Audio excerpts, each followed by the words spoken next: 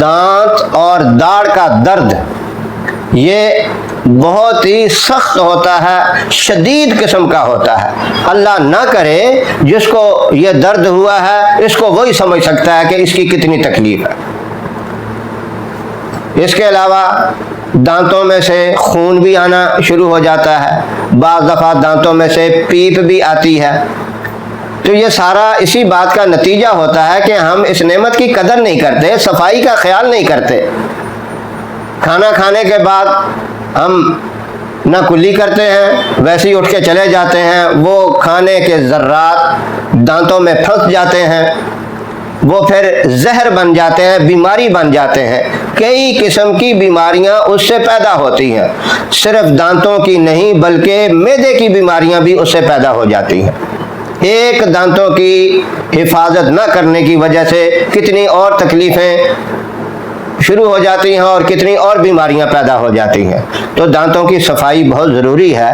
بالفرض اگر کسی سے کوتاہی ہو گئی، خامی ہو گئی، یہ لغزش ہو گئی کہ صفائی نہیں کر سکا، دانتوں کی اس بیماری کے اندر وہ مبتلا ہو گیا، تو اس کے لیے یہ وظیفہ جو میں نے آیت مبارکہ تلاوت کی ہے خطبے کے اندر، سلام قولا من رب الرحیم، اس کو آپ نے ہر نماز کے بعد 21 دفعہ پڑھنا ہے۔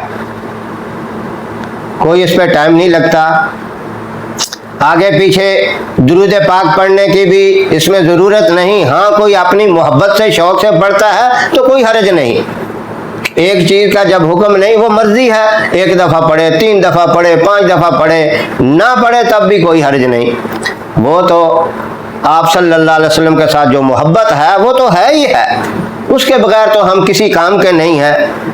اگر وہ محبت دل سے نکل گئی تو سب کچھ ہی ختم ہو گیا، ایمان ہی ختم ہو گیا۔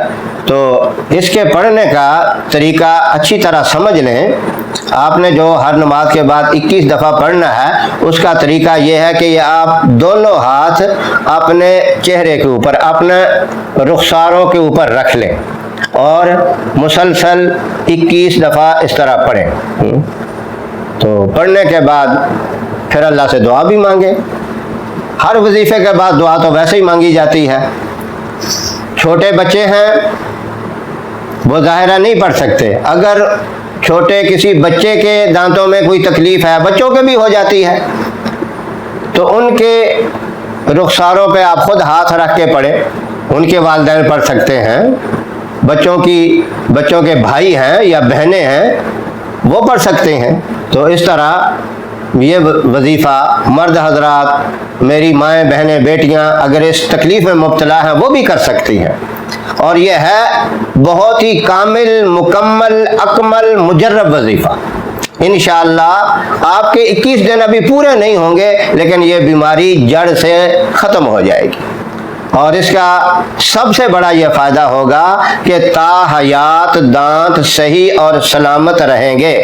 اکثر درد کی وجہ سے دانت نکلوانے پڑ جاتے ہیں، داڑھیں نکلوانی پڑ جاتی ہیں، اللہ اس چیز سے بھی حفاظت رکھیں گے۔ اگر آپ یہ چاہتے ہیں کہ ہمارے دانت تا حیات سلامت رہیں تو اس کے لیے پھر وظیفہ تھوڑا آسان ہو جائے گا۔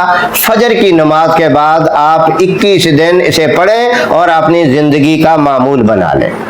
انشاءاللہ اس کی برکت سے تا حیات دانت صحیح اور سلامت رہیں گے۔ اللہ رب العزت یہ وظیفہ مجھے بھی اور میرے محترم تمام سامعین کو کرنے کی توفیق عطا فرمائے۔